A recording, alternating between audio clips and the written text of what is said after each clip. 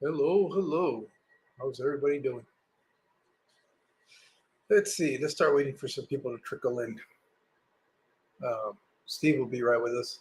He's out doing a couple of things. He's got a full schedule today. I was kind of surprised that he was actually going to be able to jump on here with me today. I really wasn't expecting it based on what he had already told me of all the things he's got going on today. He's uh he's going to be on the same situation I was a few months back when I had to go to Phoenix and go to uh, the show that the Killy Club was putting on. Ours is called Sake, and the one that Steve's going to, which I give him all kinds of a hard time about, was they're called T.A.K.O. Wow, he calls it T.A.K.O, but I tell him it's called T.A.K.O. Yeah. And I guess it stands for Texas Area Killifish Organization, or yeah, organization. And we wanted to kind of talk a little bit about, what's so cool and unique about these events. And so once Steve gets on, he can tell you guys a little bit more about the one that they're putting up in Texas. And of course, being that it is Texas, you can expect it that they're gonna go pretty big. Nobody does it bigger than Texas. And Amen. so that's I guess just to kind of talk about these killie events. They're Mhm. actually most of your major cities will have some type of affiliation to what's the main mother club? It's called uh, AKA yeah, which stands for what? the American Killifish Organization, and I No, the believe it's AKA is one of the association. oldest national fucking tropical fish things, low key. Like it's one of Okay, the oldest ones, like organized fish keeping.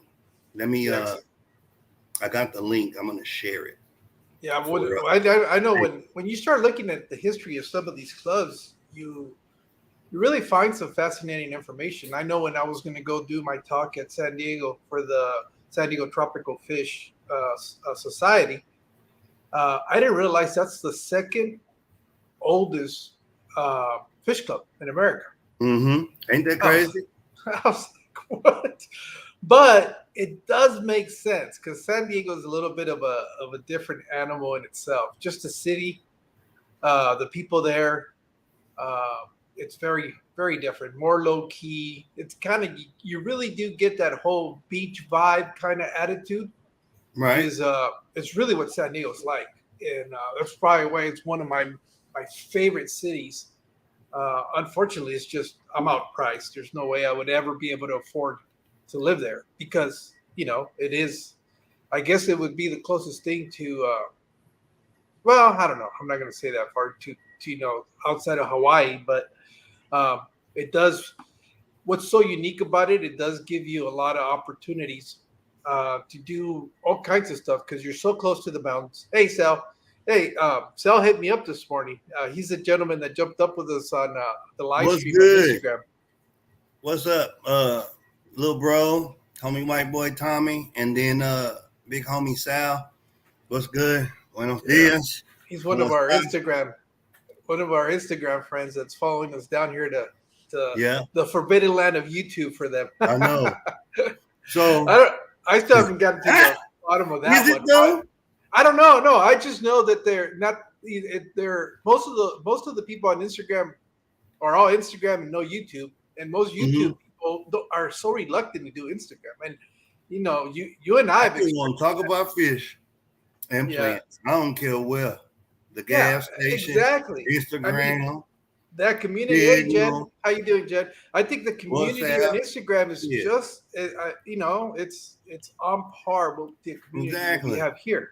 So, and it's so funny because a lot of them don't even know each other. I mean, there isn't that crossover that you would expect, Right. uh, being that it's all fish related. But it's Oh, fine. man, put the homie white boy Tommy a wrench, man. I don't know how to do it. Oh, okay. I thought he had a rich. Yeah, my bad.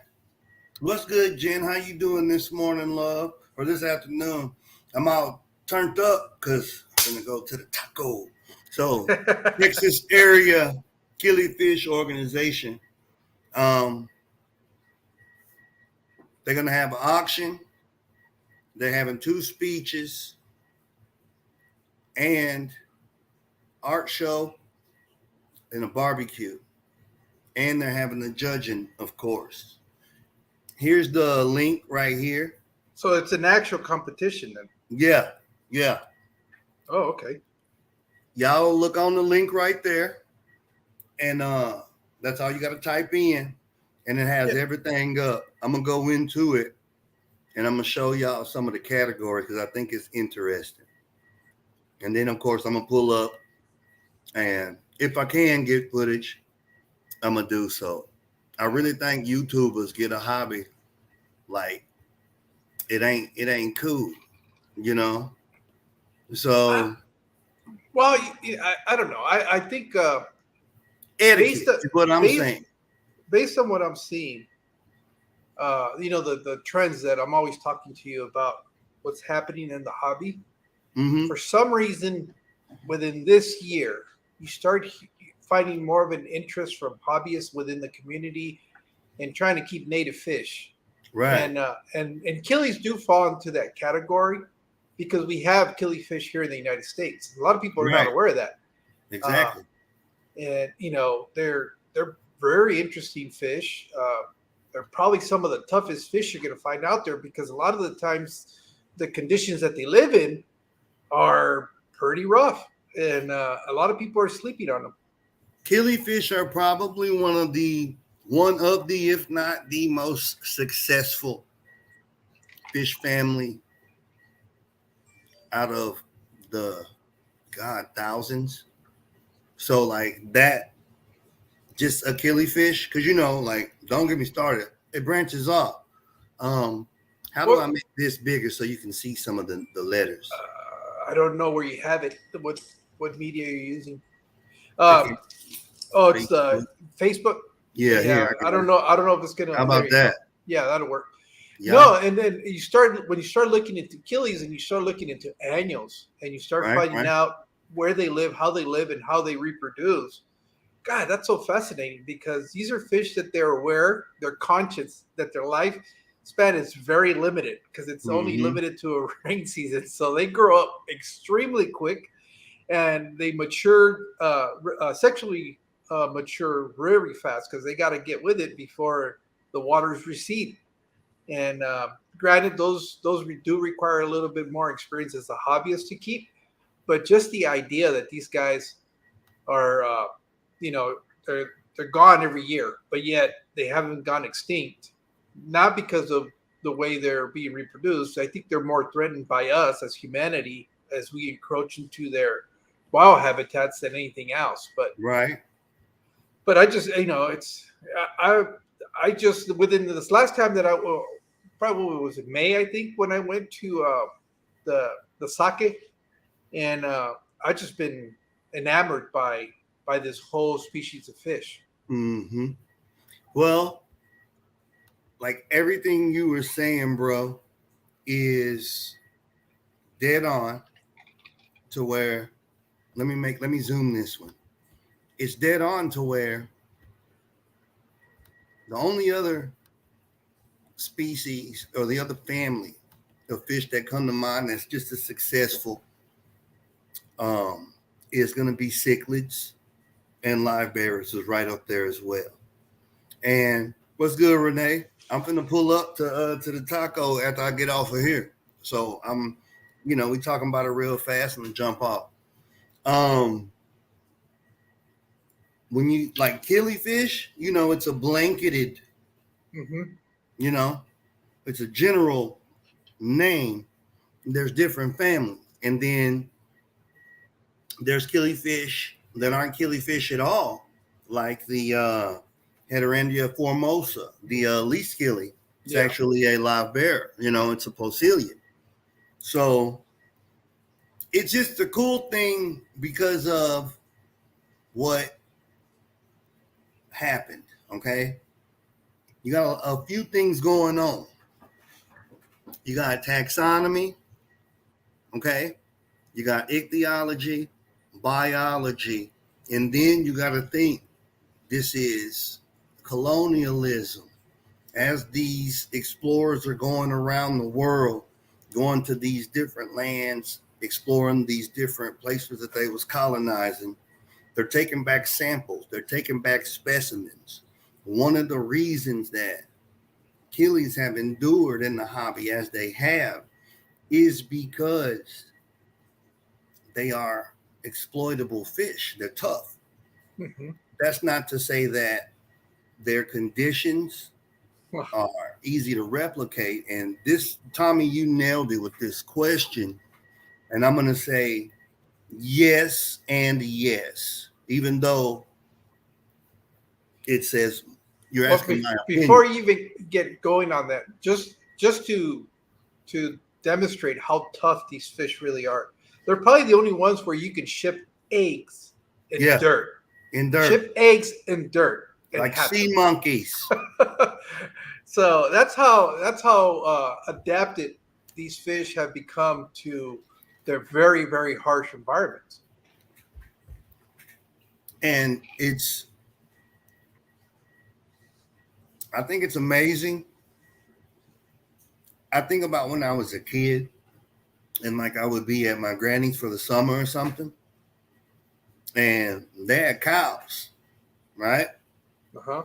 And right now, it's hotter than witch titties outside, bruh. Like it's hotter than the devil nutsack. And it was like that when I was little, but I was skinnier and about 100 and something pounds lighter, and I didn't know any better. So we'd be running around outside in the woods and shit in the pastures. You got these little depressions, right? It's like a Mm-hmm. bowl shape. It's just a mud puddle, but it's not like turbid. It don't look like chocolate milk, but essentially it's a freaking mud puddle. All right. And sometimes it would get baked by the sun and the ground would crack. Like it's done, bruh. You feel me? Ain't Yeah. nothing in there. And the ground would be cracked.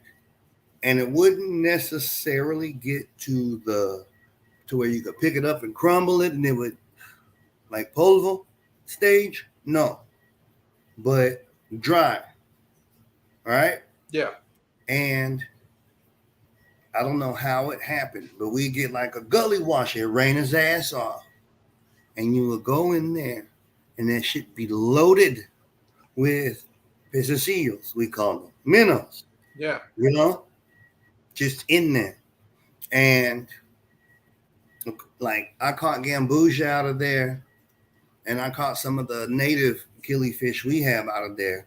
But I'm trying still. I want to know, can gambusia bury down in the mud? Oh, okay. That's what you're trying. I was going to say because I know gambusia are pusillans. So That's what I'm getting at. okay. Like, I want to know if they can do like a mucosal encapsulation and bury down in the mud, because I've been running these things since I was a little, bro. Like, this is all the posilians. I didn't get my hands on endlers until I seen them as bycatch in the feeder guppy tanks down here. And this was back in the 90s, bro. Feeder guppies, bro. Yeah. I don't give a damn what nobody says. They finally did the DNA. And, we talked about it. They still doing the research on them. But I want to know, I'm wondering. I never, went through with it to where, I took a shovel full of that mud and put it in a bucket and hydrated it and just let it be to see, what life came from it. Yeah, I think it would be interesting just to see that in itself. What kind of organisms you're going to get out of there? But killifish is on there. Do you see what I'm saying? They do that. I know for shit sure that killifish do that because my country has done observed it. You see what I'm saying? And then what I would do is we didn't have the Google machine back in the day, but you had the AKA. You had people like Fred Posner. You had people like Oh, buddy, the Canadian dude, Richard Sexton, he wrote a lot of articles about killifish, man. So you get your money, you get you one of them TFH magazines, or you go up there to the library, or when the book bus come, for the poor people. They got the little fucking book van and get you some books. And that's Yeah. what I would do. So I was answering questions that I had, even though like I didn't have anything to really, really substantiate it. I just made it make sense by what I was observing and what I read, and I took it for face value. I was still young at that. I hadn't developed yet to where I was in a position in my life to question scholars. Yeah. Also, you know, Oh I was yeah. a I mean, kid. I you're was like, still okay, learning. that's why that is that way. And kept it pushing. But Mhm. yeah, that's what it was, is the observations of it. But yeah, the disinformation definitely uh turn off. They're beautiful, they're expensive, and I ain't gonna lie, man, some of like these things are guarded, man. You know? They were for a They're long time. given That's why fish, people not don't know necessarily about them buy so it. much. Yeah, They don't. It's not. It hasn't really been into. Well, I think it's everything with the advent and the advance of social media. Because it used to be where it was mostly local people at local clubs that would know about these, especially because right. they don't go to your regular fish clubs either. It would you see this is what I think it's so interesting that we're right at a time where a lot of these old behaviors are starting to go by the wayside, which is a good Yeah, thing. it is a Because it good used thing. to be that if you went to a fish club, if it was a cichlid club, that's all it was. They didn't want to hear about any other fish other than cichlids. If you went Mm-hmm. to a live bears club, that's all you could talk about was live bears, and everybody else forget about them. And the same thing was with the killifish clubs. But I think now, because of social media and platforms like what we're on, it opens all those possibilities for everybody. When I first got into the hobby, I didn't even have an idea that killifish existed. I didn't know that was a thing. Right. And it wasn't until I started watching videos and I started watching, going to fish clubs and presentations that I found out about them. And it's like, well, shit, this is a whole different world that I didn't realize existed. But I think a lot of it has to do because a lot of the old guard is, getting out, They passing the retiring, torch, man. and the younger generations that are coming in, and I don't even consider we're not even in that category. We're still part. We're kind of like the in between. Right. We're kind of like the in between, but I'm talking about people as young as Coral or younger that are coming into Right. the hobby that are learning about all these different species, and now it's not. You can be part of a cichlid club and a live bears club and a killie club, and it's no big deal. Whereas before, it was frowned upon. You were either with us or you were with them. There wasn't Right. that, and that was like for the longest time, and I never understood. Hey, Muppet, I never I put that up understood. there for Tommy because he asked about annuals. So you got annuals and non-annuals Mhm. to answer your question. And I think that just confused people. One of them lay eggs in dirt, one of them don't. Yeah, basically what it means. And an annual in an aquarium setting could live up to 2 or 3 years. Depending on the species. And all that means is that they were there. You got to understand that in the wild, they were only there for the rain season.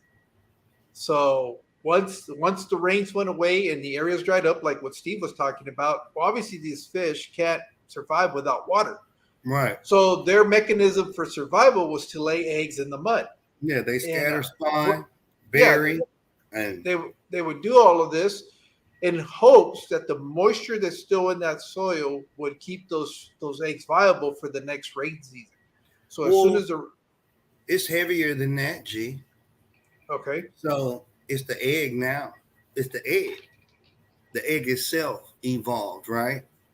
to where it encapsulates itself to retain moisture. That's how you're able to. That's the hustle. I ain't trying to throw it up, but that's the hustle.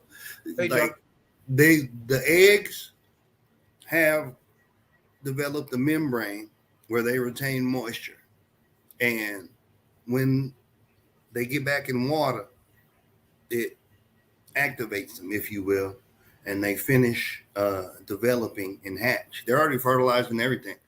You know what I'm saying? And they, you know this, like brine shrimp, Yes. and so this will help you conceptualize it. When you go to buy brine shrimp, if you want to run you some brine shrimp, you can purchase encapsulated eggs, which are the cheap ones, or you can purchase the de-encapsulated eggs, which are the more expensive ones, but they've been altered. So the alteration is that capsule, if you will, is that protective protein membrane that keeps the moisture in, and then the embryo is fertilized, but it goes into like a stasis until it gets activated with water, and then bloof. It's just Killifish figured it out, basically, and I think that's just the coolest thing ever.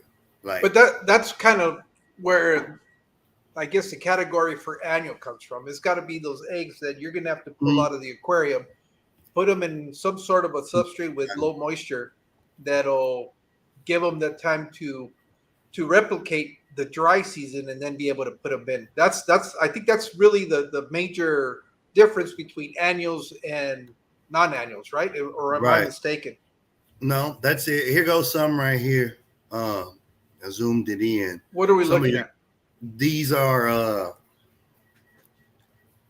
annuals. No, I know. What are we? This is a shark that is put on by who or what or? Okay, so this is one of the auction sheets. So all these papers, excuse me, all these visuals up here are the different species that are going to be available today. And I mean, they got some winners, and I ain't bringing no money like that. I'm not, but I'm looking at some right now that I really want. Well, if Justin's goes, you better bring the bank because he's not gonna let you outbid him on anything. Man, I ain't worried about it, bro. We from here. We figure it out, Yeah. Let me show you one. Okay. I saw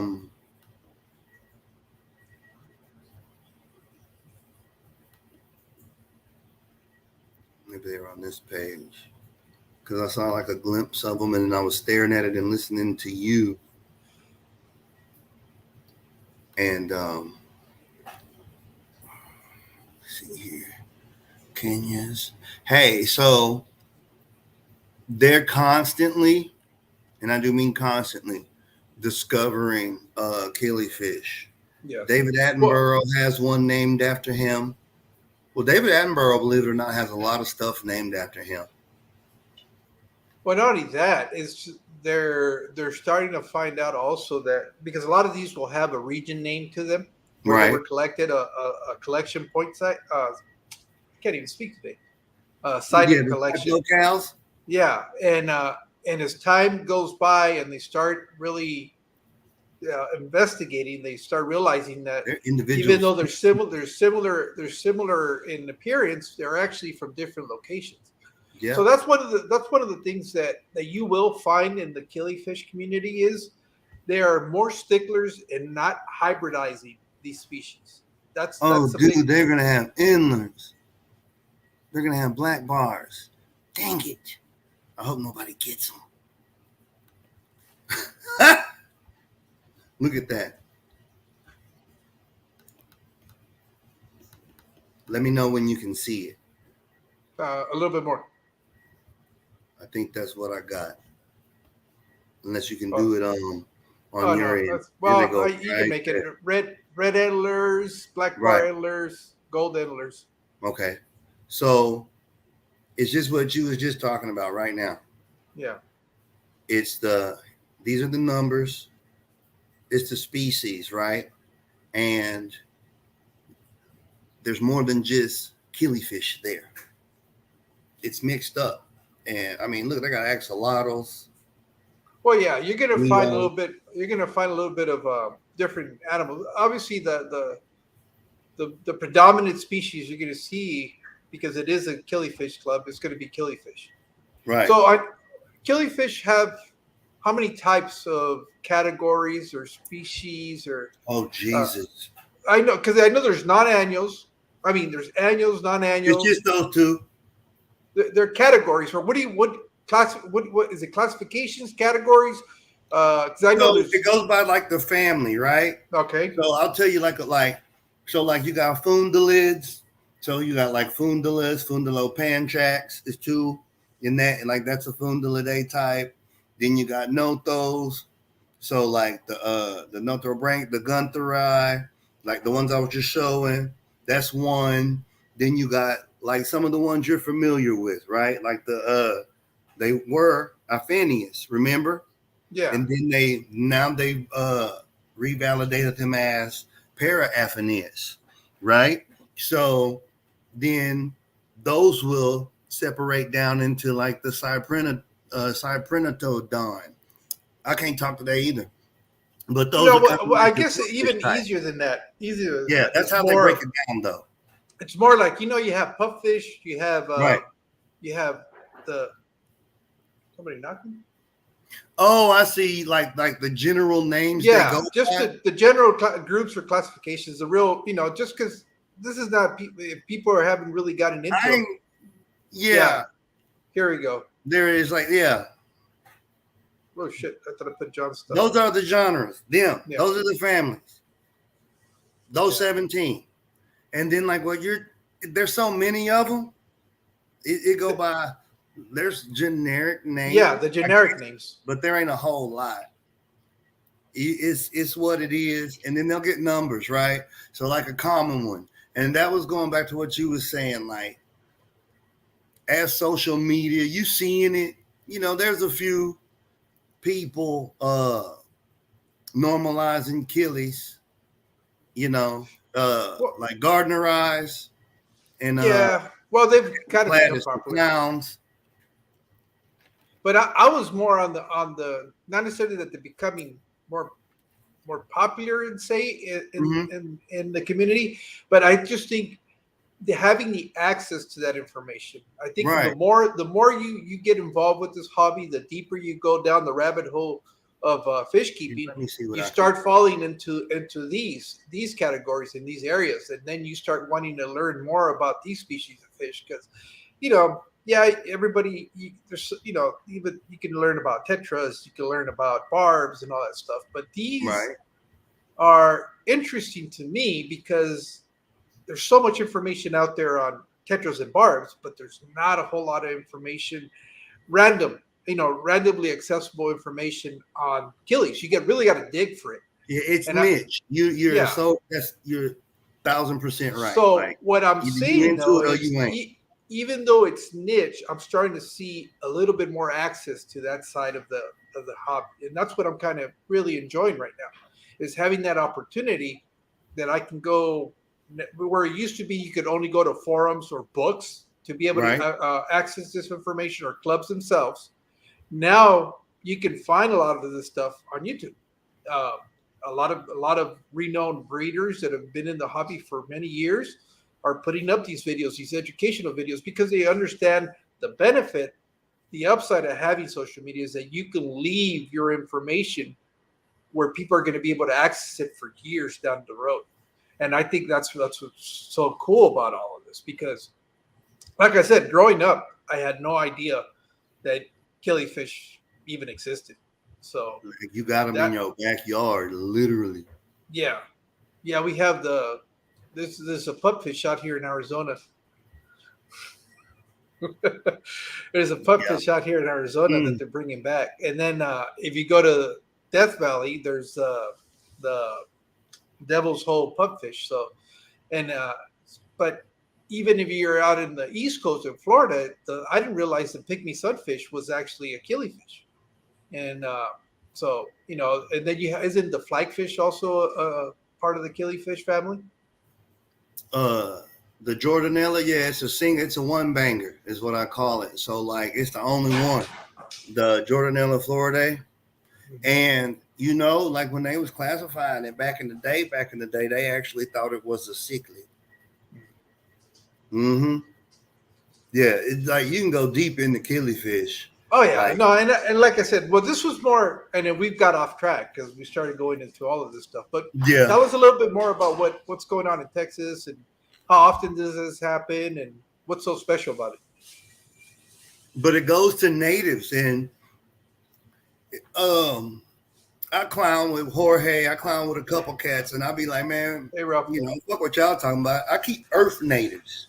And he was like, what the hell is that? And I'll be like, look, bruh, Earth native is something that you can't get at a pet store. That ain't necessarily the most spectacular fish, but it's cool and it's endemic to where it's from. It's not a cosmopolitan fish, and they not aquaculture in it. It's not being bred on a. It's just wild if you got it or F1, and that's an Earth native to me. Like it's from Earth. So you pick a country, every country on if there's water there, which it has to be for us to survive. Civilization equals water. They got an Earth native, and I encourage people to look at it that way. Yeah, we do have the homogenized fish that are commodities now. But at the same time, we also have a lot of fish that aren't. And they losing habitat left and right. So, like me, I'm gonna be real with y'all. Like I'm anti-social, but I like fish, and it is what it is. So put on big boy britches and go hang out for a little while and see some cool stuff and exercise impulse control. So I don't buy a whole bunch of shit I ain't got tanks for. But That's you the know what? art. It's funny that you say that, but I would say a high percent of the hobbyists are really in that category. Anti-social. Yeah, they Yep. like keeping to themselves, and this is the rare instance Where where a we lot put of our them are coming guard in. down because we can talk about fish in mutuality, eat some barbecue, because it's gonna be a barbecue too. It's Texas, man. You know. And Yeah. yeah, and it really is because if you think about it, how many people really share the hobby See, with look, you? I told you, I said what everybody thinking.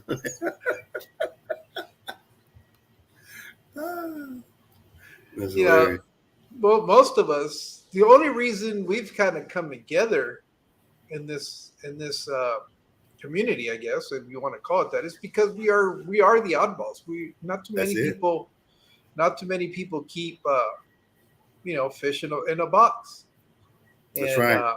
and we're perfectly content just hanging out with that said box and just kind of looking at it, and That's not right. necessarily worried about what's going on around us.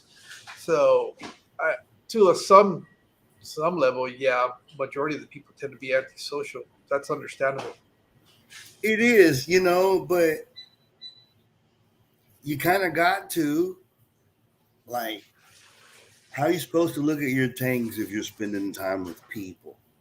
Well, I mean, like, there's only so much you can do with people. Seriously. I mean, unless you talk about fish. Speaking of which, talking about fish, if you guys are interested in acquiring killifish, y'all know me, I don't co-sign for shit.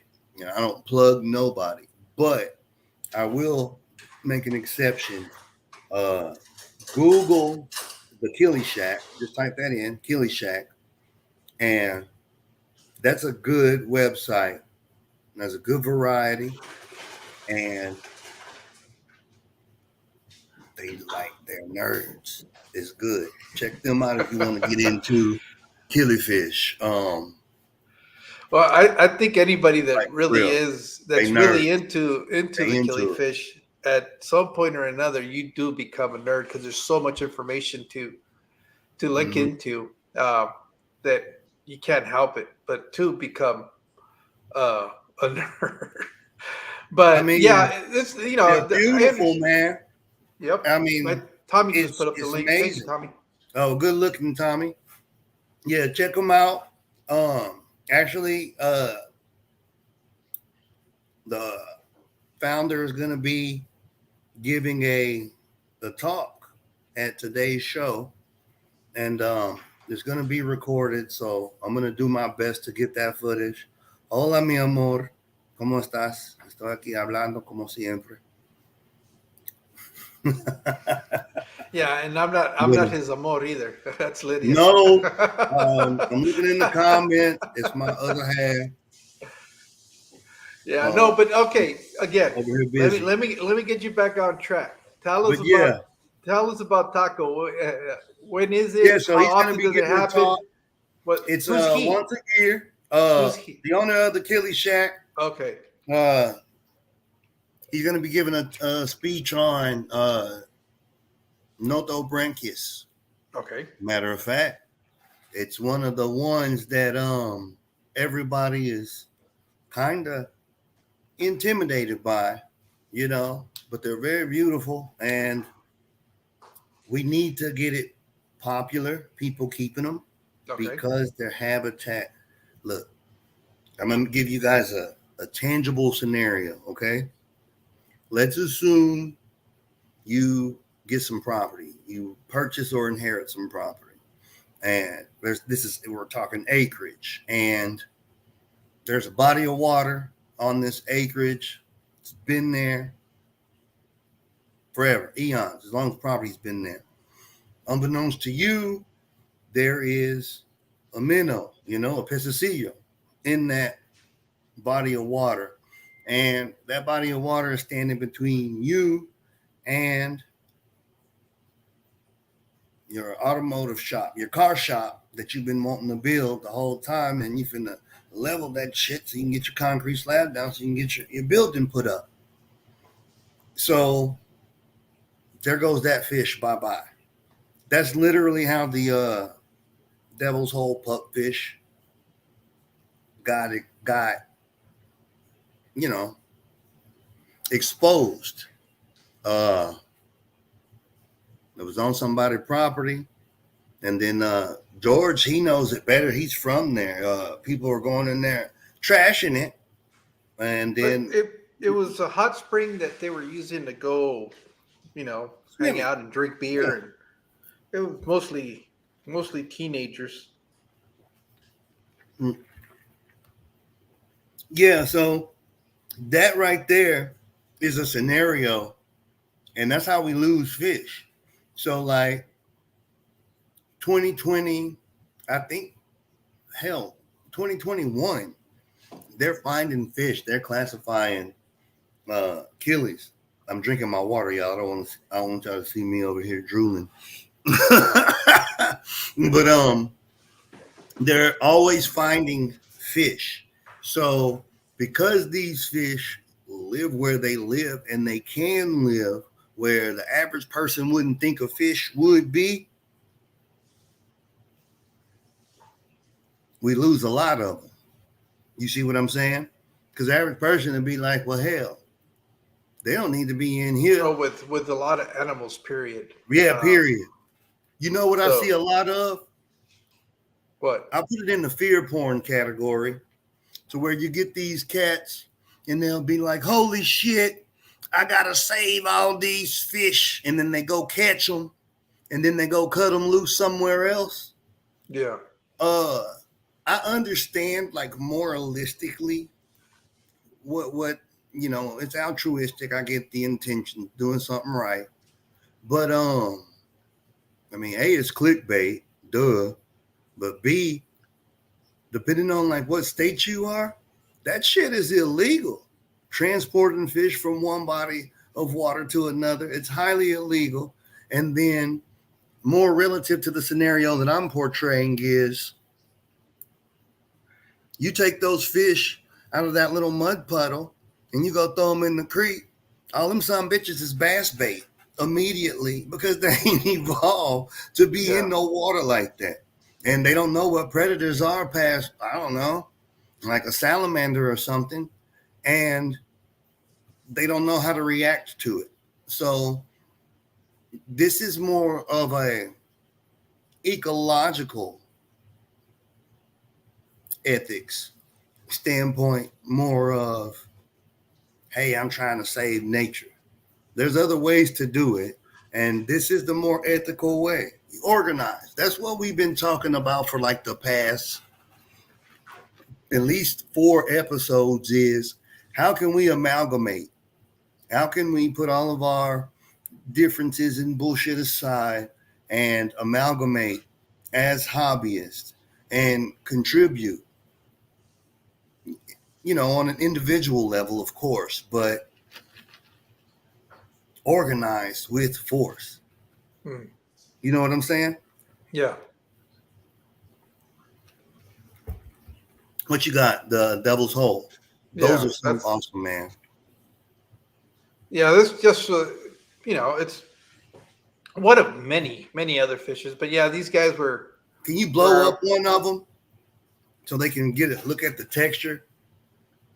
Let me see if I can do it. Because those things look just like the sheep's head minnows and the mummy chogs and stuff like that. Let's see this one.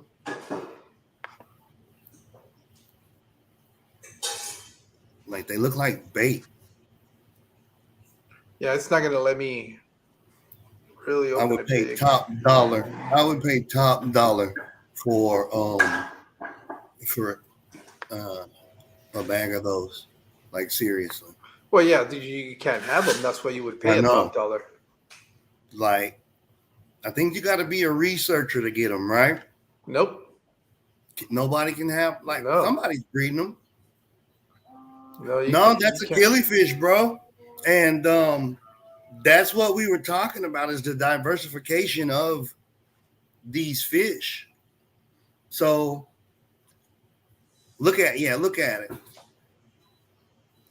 And that's the Cypriniodon family.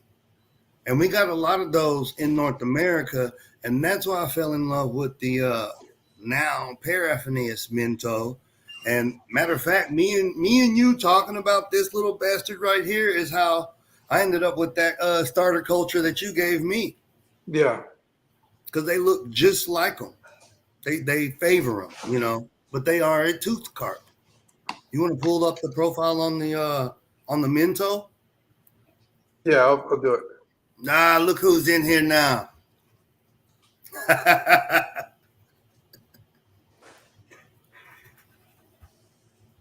They have some similarities, but I wouldn't say that they look exactly alike, I guess.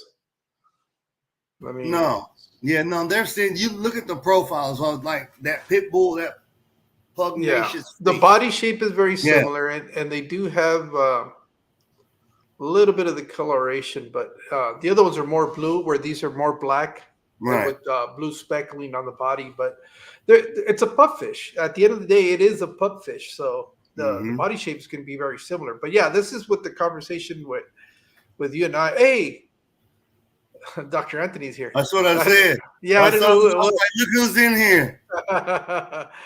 Oh, look what John says. I see. If you have the right permit, some clubs, yeah. Well, John, you already know I'm going to harass the shit out of you on Instagram. Don't worry. Yeah, I don't know of anybody personally that has the devil hole pupfish. I'm on this endangered fish kick right now. And I don't know if once they have them, if they can just be readily traded from hand to hand either. I don't know how that works out, because I know the state of California will put you through the meat grinder if they catch you with them. I mean, you're going to do some serious fines and time. But I think Arizona. God, I wish I would. I remember watching the video on it, but they have one. I think John might know exactly the name of the pupfish they have here. they were trying to actually bring it back and take it in the Phoenix area, if I'm not mistaken, because it used to be naturally in the waterways. You there, Steve? Oh, okay. So it was one of those things where I remember they had just recently been able to successfully breed them to bring them back.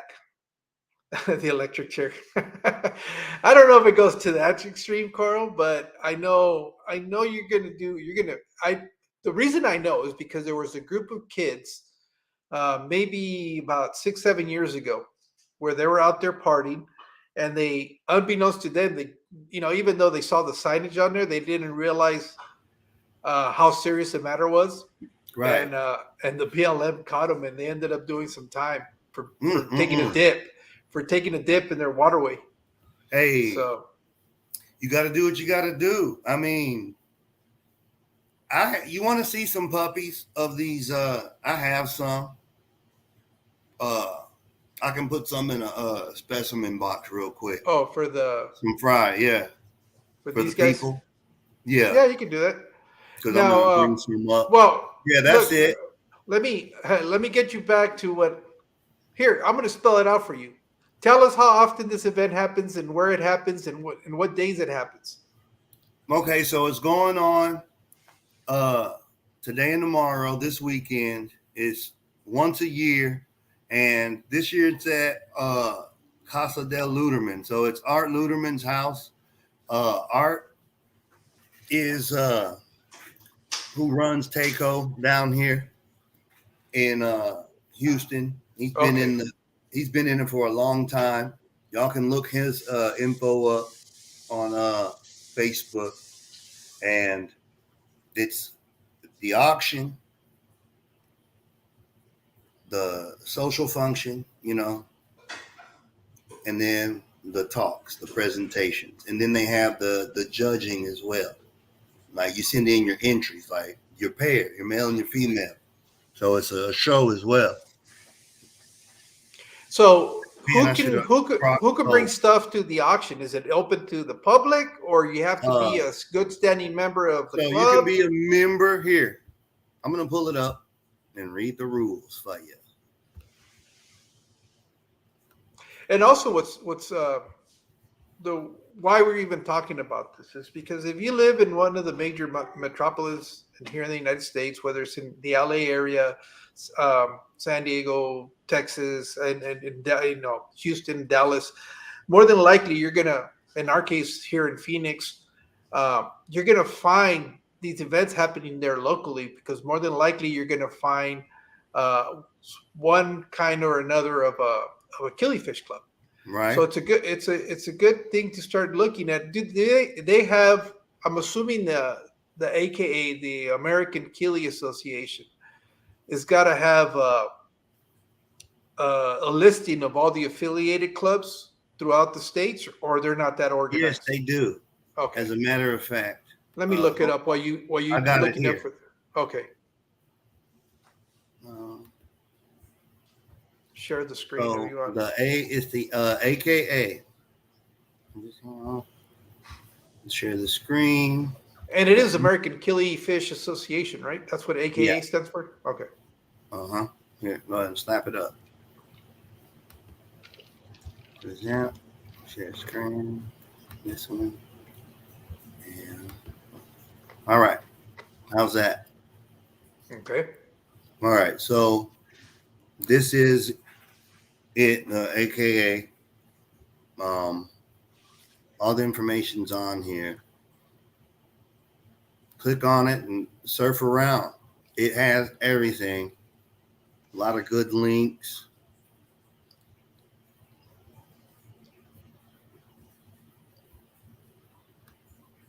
So do they have the listing of all the affiliated clubs within the states or cities? Yeah.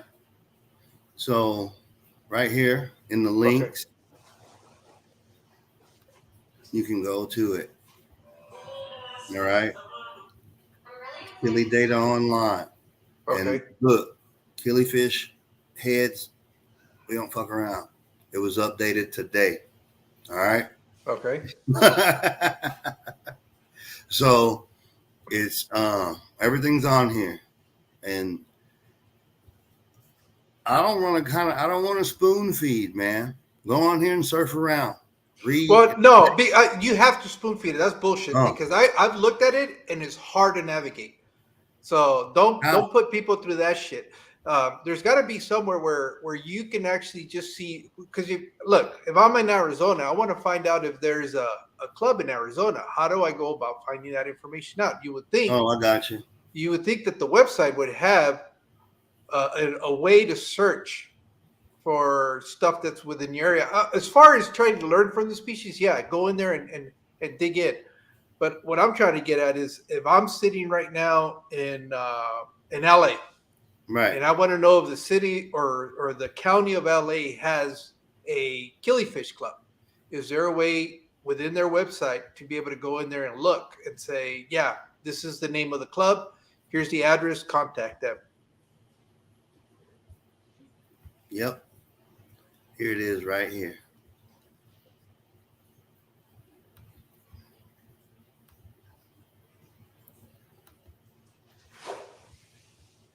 All right.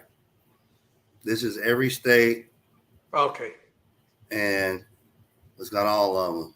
So this is why I wanted you to bring this up. So it doesn't matter where you are in the country. More than likely, Yeah, there's you're going to one. be able to find a Killifish club within driving distance. And you Now- got national and state. There's a difference. Okay. Okay. National literally means that. It's national. So if you live in the nation. But that would be like the AKA. They're a national Right. club, right? So it's Right. See, they're the here's main. here it is. That's like the main umbrella, and then Right. everything else falls under them. So you could be that's what I was talking about, affiliated clubs, where, for example, in Arizona, it's the Riverland. What is it? Oh God, I'm gonna Arc. hate myself. Arizona, Arc. Yeah. Riverine. So like they Killy. Killifish. What is like John John knows will he's correct in me. here. Yeah, Yeah. he'll correct Like, me. and they do riverines is like beauties. Pull here. All right. So how do you pronounce that word? Because I've always had a hard time figuring out how to. Rivuline. Rivuline. Okay. Yeah. River. Review. Well, Killy, I guess I didn't. Just doing a little quick research, I was finding out the reason the word Killy is Oh, here, let me put the list it's a right Dutch word. It's a Dutch word that means river or riverbed, and fish. Well, fish because it was fish. Really, fish is fish. So that's why they're called killifish. Is they're river fish. Right. And they're every state too. Look at that. Yeah. So yeah, there's a place if somebody who's here today and was interested in trying to get information, a little bit more information for something that could be more local to them, well, here you go. So that website is probably a good resource to have, especially if you're interested in it. I know for me, that was one of the things when I got the Affinis Mentals, I couldn't find any information, and it wasn't until Devin from the Killy Shack actually on Instagram pointed me to this website. I had no idea, and I didn't realize it was the same person that you're talking to. We're talking about a year and a half ago. To this website? No, yeah, that it was Devin that pointed me there because I happened to see him on Instagram that it said the Killy Shack, and I kind of started following him, and I sent him a message about the Affinis Mentals. Mm-hmm. And I said, you know what? I can't find any information on these fish on my regular searches on Google or on the web. He sent you to the AKA. And he sent me to the AKA website. So that was see, some of them names that I was talking about earlier. They submit articles and stuff. All these people write. A lot of them are educated professionals, and they contribute, to it. Like they contribute their research. So it's double. Some of it's hard research. That's what it is. It's valid. It's substantiated, peer reviewed, and then the residual of it is us. hobby as fish nerds, we get to use it to, do our animal husbandry, to run our stuff. You see what I'm saying? So Yeah. like, while whoever is, pick a country, let's say right now East Africa's hot. So let's say somebody's in Kenya, right? And they're like in a savannah somewhere. And just like what Coro's saying right here, like they're in the savannah somewhere and there's a water hole and it's getting baked, but they find that fish.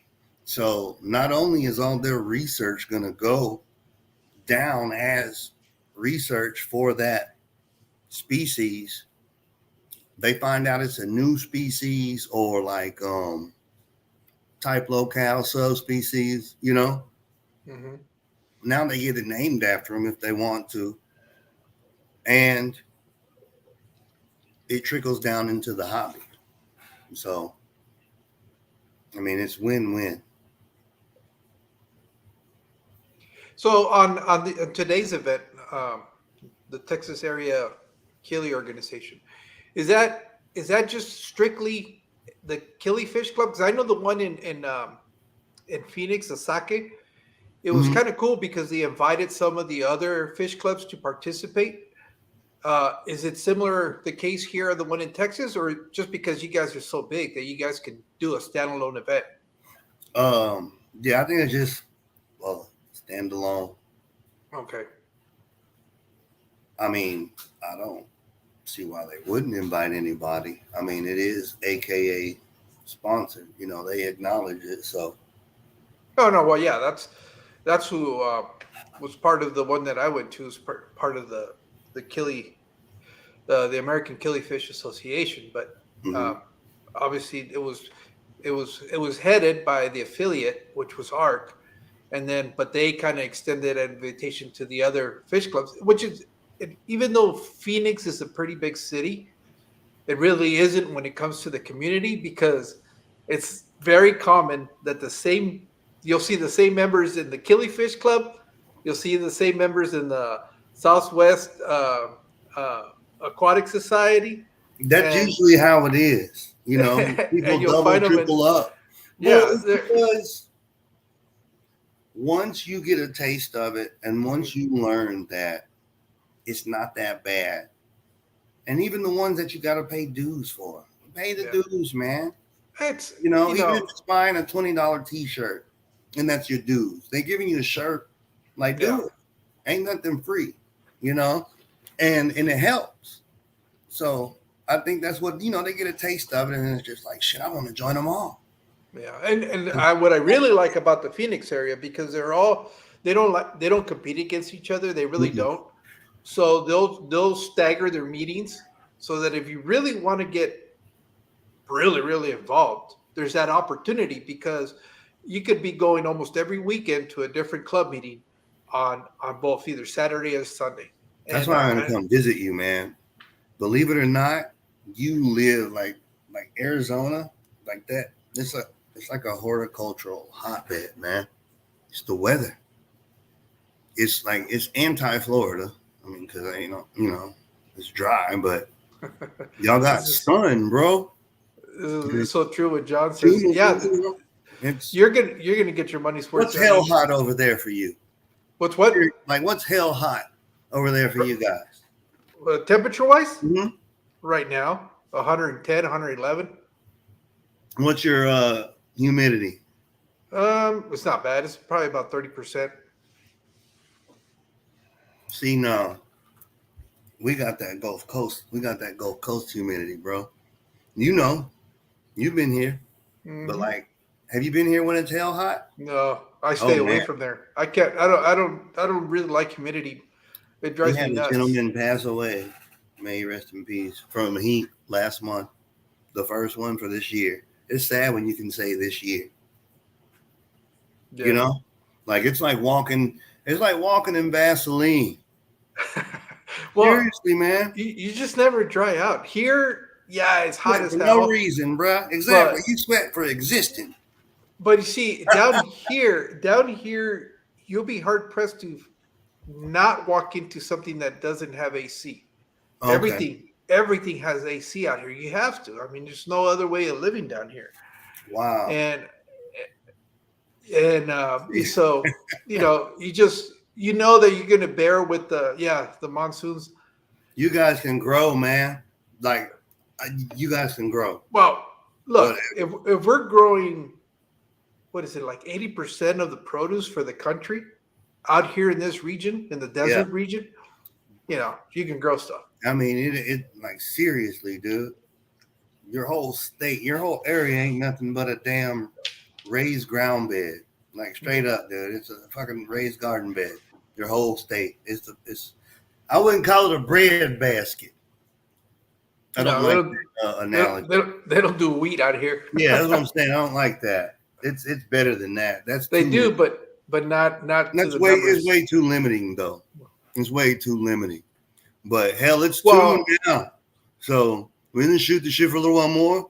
No, we can go ahead and wrap because I know you got to get going. Yeah, and you got to hit the work. But no, go ahead, finish your thought. I was just like making it. No, just that we run. I'm this good. This stream is probably one of the shortest ones we do, but we wanted to bring awareness to the fact that there are these events going on locally, especially now since events have become a popular thing to do. You have the Arcachelas, you have the Keystone Clash, and you have Fishtoberfest up in the Northwest. A lot of the times we're like, I wish I could attend some of those things. Well, if you look in your own backyard, you'll be surprised that there are some of these events going on. Right. It's just a lot of these, they're so old school that they haven't taken advantage of using social media to really publicize a lot of these events. I didn't realize. Let's look at your state. For Arizona? Huh? Yeah. So you got aquatic plant enthusiasts, beta heads, the Rivuline Keepers. That's the ARK. You got Desert Aquarium Society, Dry Wash Aquarium Society, Greater Phoenix Pond Society. Man, they look, dude, some of the baddest ass lilies, bro. Night bloomers too, because y'all got some good nights coming out of damn Phoenix. All them people come out there retiring the snowbirds. They come out there growing the good plants. It's all exotics, bro. For real, bro. It's low key though. A lot of people don't know about that, but I'm a plant person. I'm a junkie. I like it. You got Southern Arizona Koi Association. Yeah, I don't know if they're still around though. I don't either. You got Tuscan Water Gardeners. I had asked you about them. And then Valley of the Sun Koi Club. Yeah. That's just there. I don't know how updated that is, but I know several of those clubs are still around. But yeah, California, forget it. It's ridiculous. Probably just as bad as Texas. Yeah, it is. We got a lot too. I looked. Look at that. Yeah. Not as much as California though. Surprisingly. But it's really not a surprise. Just we're trying to get a big event. Oh, here we go. I know Dr. Anthony's up in the LA area, Orange County area, and he's been really pushing the club stuff down there. And I guess they're trying to organize and do something because I know the Sacramento club up there did one this year, and I think down there in that region with Dr. Anthony, they want to do something similar to that event, which would be great because that's just a 4-hour drive from me, and I would be there in a heartbeat. Well, they got the Southern California Killifish Club, Southern California Marine Aquarium Society, Ventura Ventura County Koi Society, Yuba Sutter Reef. That's way up north. Yeah. That's NorCal. Well, they got a southern chapter of Zen. There's a lot of the LA area is actually very fortunate that they have a lot of different clubs. Well, they have their club down there is pretty big though, and it encompasses several of the counties down there. From down there, you know, Dr. Anthony goes to that same fish club. Surf City goes to that fish club. Aqua Balls, George, he belongs part of that club. Which one is it? Dr. Anthony, what's the name of you guys' fish club? They got a San Diego Killifish group.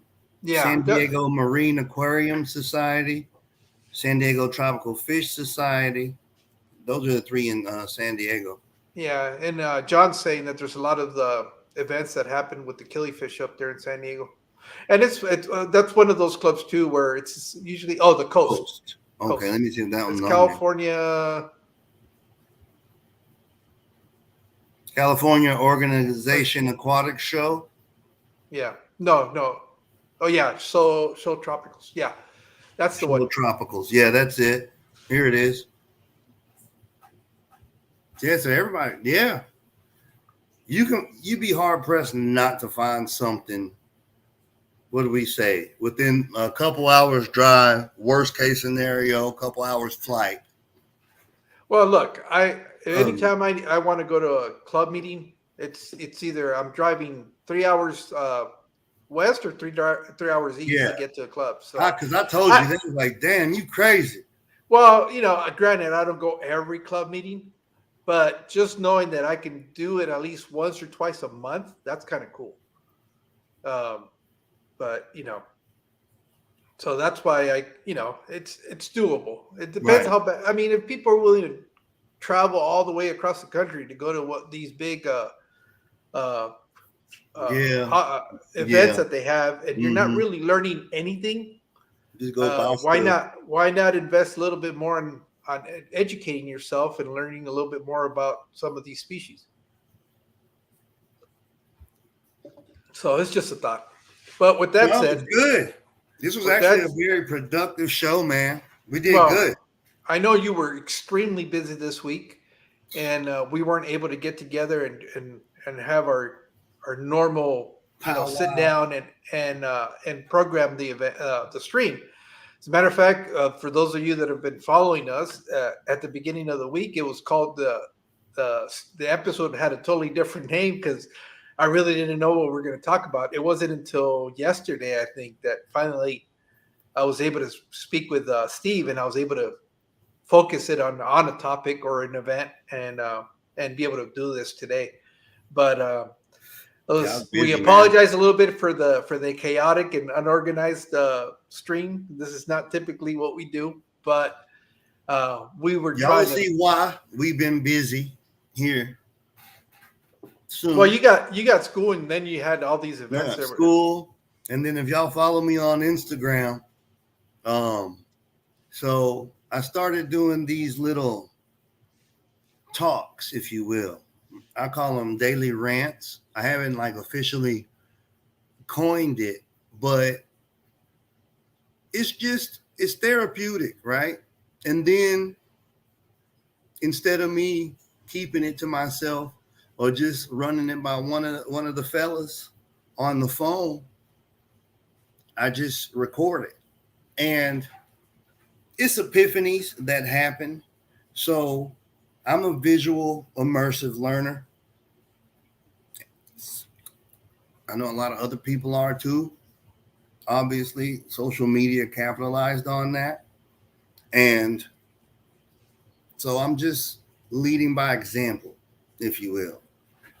And if you follow one of them, I was pissed. And I was talking about incompetence. Then I was talking about apathy, like this apathetic attitude that is really, really prevalent. And it's unfortunate. On the one hand, you have everybody that has this visceral yearning to be validated and approved. And then on the other hand, because of groupthink mentality and a few other phenomena, I'm not teaching philosophy or nothing like that. But you have this apathy. Nobody wants to be the last zebra at the water hole, if you will. Instead of see something, say something, it's look at that dude foaming out the mouth on the sidewalk. Let me pull out my phone, So they're there. It came from Fish Church. I used to do Fish Church when I first was taking YouTube seriously. Been on YouTube forever. But it's the same thing. And I always tie them into some aspect of nature. I told y'all, if y'all follow me, I've been on this Thoreau vibe here lately. So, like, I'm mixing philosophy, nature, like a few different things together. It helps. It definitely helps because, like in today's economy, vices are rather expensive. Like, you gotta, yeah, do something different. Plus, it's growth. That's all. So go check it out. Um, Other than that, what you Hey, got, man? no, it's just Boxes any. on the ground, man. I was bitching at the people, the I was gonna shipping say people. is so. Does that mean that Warrior Planet tanks might be up and running again? Yeah, I'll be shaking the mothballs off here in a little bit. I All had right. made a little video this morning because I was like, man, them people know, like, when they see Warrior Planet tanks on the box, they know I'm crazy because my shit got here early today. I think I was the first stop old buddy made. And it's like, well, fuck, I got a few mother boxes on the street anyway. But, like, I got mine like 3 hours early, maybe. It was supposed to be on deck like noonish here. I got an 8:55. Like, yeah, see? All right. But anyway, I'll let you y'all get ain't out of got here no. so you can get going because I know you want to go to Yeah, I'm that over out empty presentation. as shit. I'm about to go do the shuffle, All bag up some shit, get some coolers, get some freezer packs, and right. Well, get thank the you guys dog. for joining us today, and we'll see you guys in a couple of weeks. You guys take care. Yeah, man. Y'all have a good weekend.